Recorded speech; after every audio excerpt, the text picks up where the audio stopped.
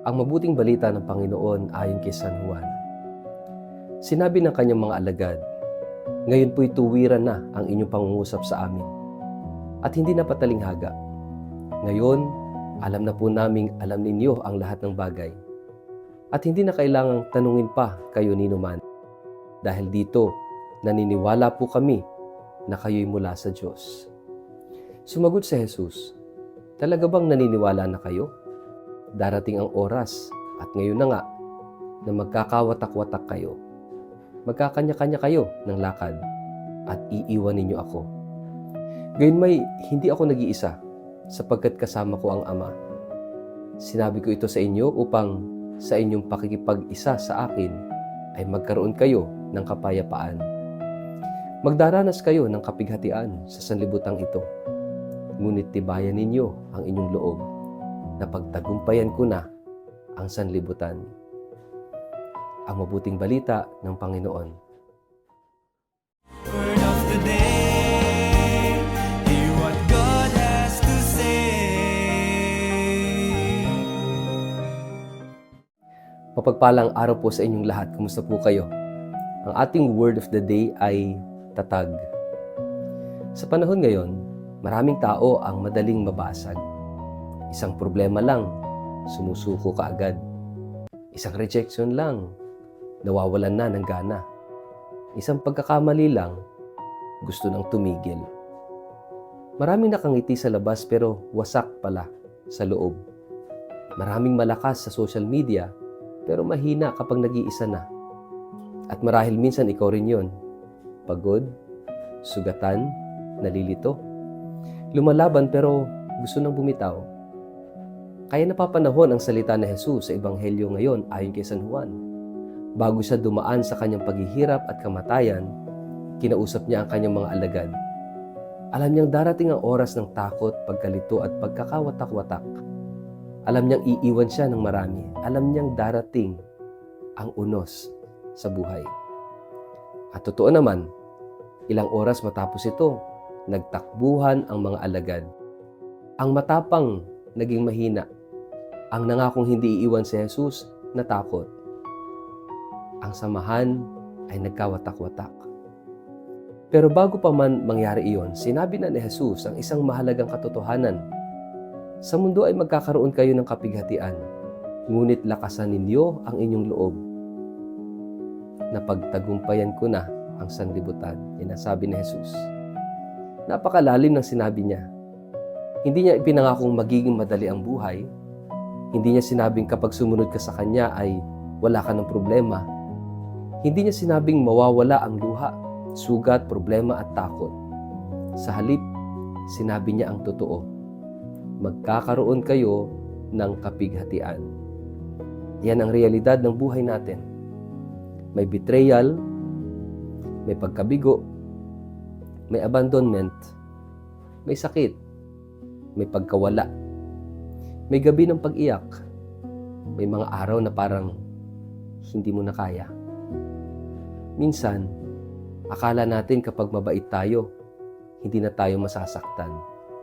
Kapag paladasal tayo, wala nang problema. Pero kahit banal na tao, dumadaan pa rin sa unos. Kahit si Jesus hindi nakaligtas sa sakit ng mundo. Pero narito yung kaibahan ng Kristiyano.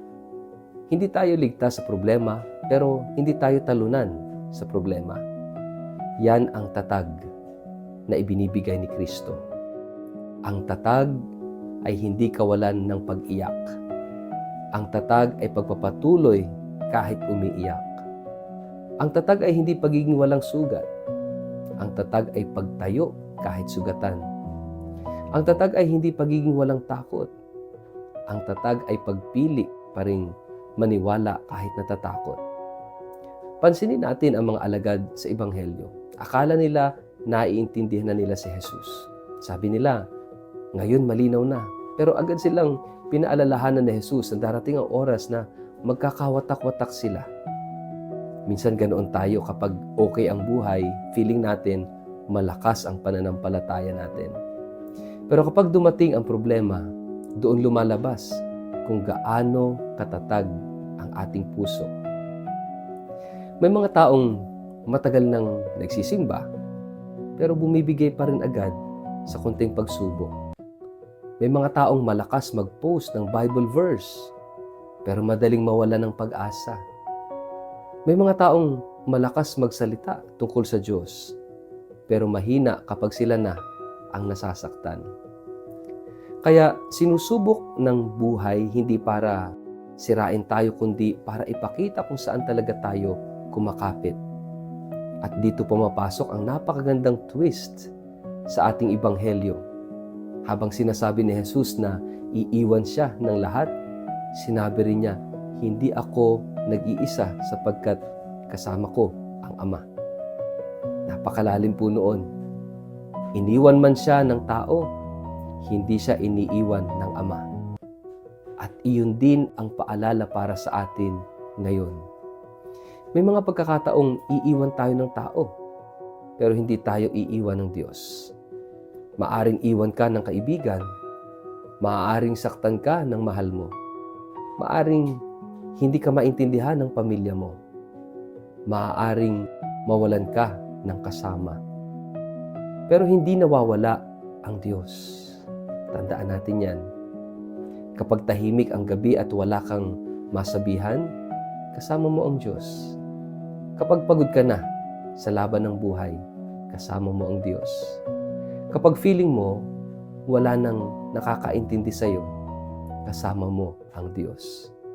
At yon ang dahilan kung bakit may tatag pa rin tayo. Hindi dahil malakas tayo, kundi dahil kasama natin siya na nagtagumpay na. Kaya sinabi ni Jesus, dinaig ko na ang mundo, napagtagumpayan ko na ang mundo. Hindi dadaigin pa lang, kundi dinaig ko na. Yan ang sabi ng Panginoon. Ibig sabihin, tapos na ang laban sa panig ni Kristo. Ang kasalanan, ang takot, ang kamatayan, at kadiliman ay wala nang huling salita.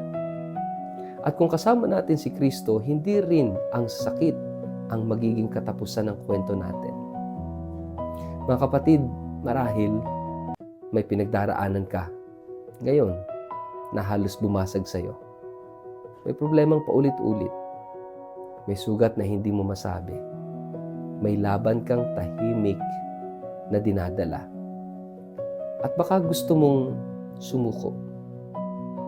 Pero ito ang mensahe ng Panginoon ngayon.